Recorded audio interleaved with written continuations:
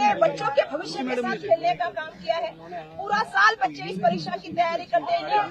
परीक्षा के मामले में लोगों ने पहले भी तकरार की, तब मंत्री महोदय ने कहा कि ऐसी कोई धांधली नहीं हुई है, कोई भी पेपर लीक नहीं हुआ है, सिर्फ ग्रेस मार्क दिए गए। उन्होंने मॉरल रिस्पॉन्सिबिलिटी भी पहले ये किया, फिर उसके बाद माननीय सर्वोच्च न्यायालय ने ग्रेस मार्क के लिए वापस परीक्षा लेने की बात की।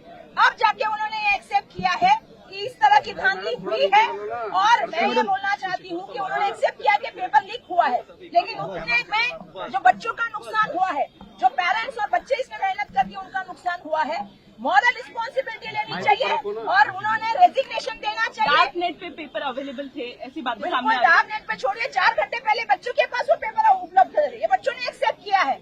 तो ये पेपर की जो धांधली हुई है, और लगभग पिछले साल में 100 से ज्यादा ऐसे पेपर, जैसे पुलिस भर्ती का इन्होंने बात किया, हमारे तलाठी की भर्ती में बीच में हुआ, उस तरह से व्यापम का बड़ा घोटाला आपको सबको मालूम है कि मध्य प्रदेश में हुआ।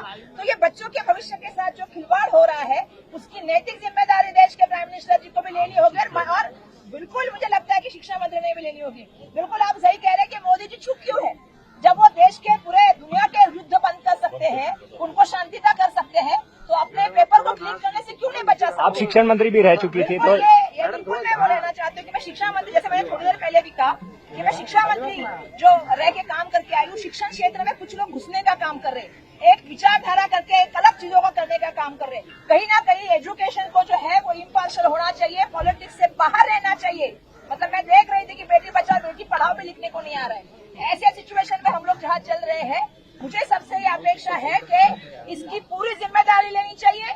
आज लाखों बच्चों का नुकसान हुआ है, पूरे साल की मेहनत जो है वो बेकार गई है, उसकी जिम्मेदारी लेके जो है उनको इस्तीफा देना चाहिए। ये हमारे आज की